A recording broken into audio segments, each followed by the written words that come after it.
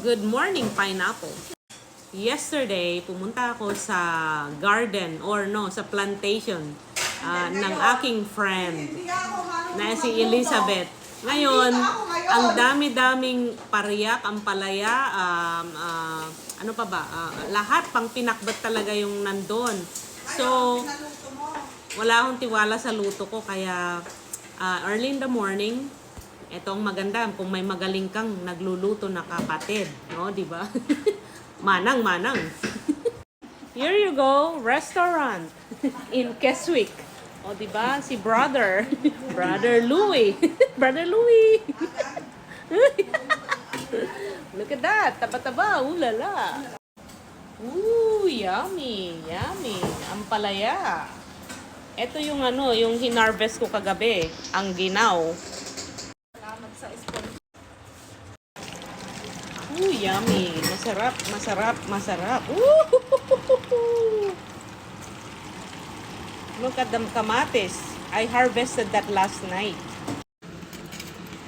So, ito ang luto ng aking magaling na kamag-anak.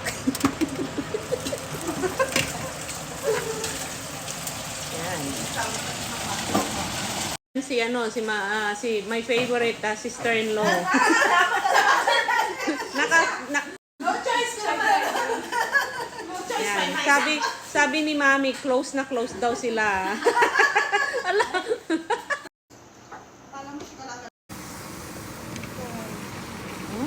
Yum.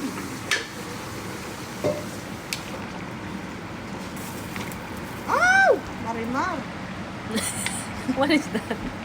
Yum. Okay. Chef. Okay, itong mga chef ko. Gusto ka niya. Ang aga-aga, guys. I know Hindi pa sila, agur-urok na pa ilang kat, sige. Ang ulam namin is iklog kasi breakfast, guys. Agahan ka nakapakbod this oras, guys. Sensen ha, hindi ko alam magluto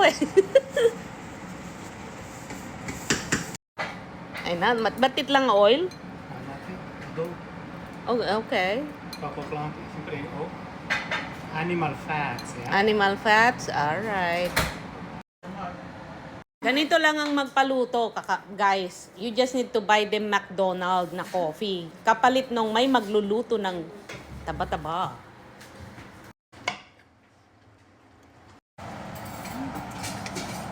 Taba-taba is life. Wow, yum! Oh my goodness.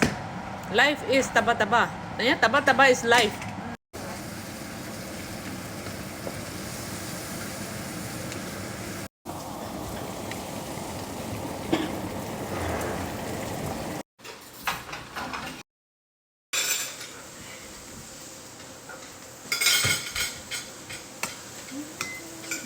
Dig in. Parang itong sa Indian Indian version is parang biryani po. Yep. Bawang. So, dapat Here you go. see? Yum. Rice. Pero walang rice. Ada content. Wow. Paria. Thank you, Elizabeth. Thank you, Elizabeth. Happy birthday. Pwede wa kayo lang. Ganun. Ayusin na po. Dami tabuko.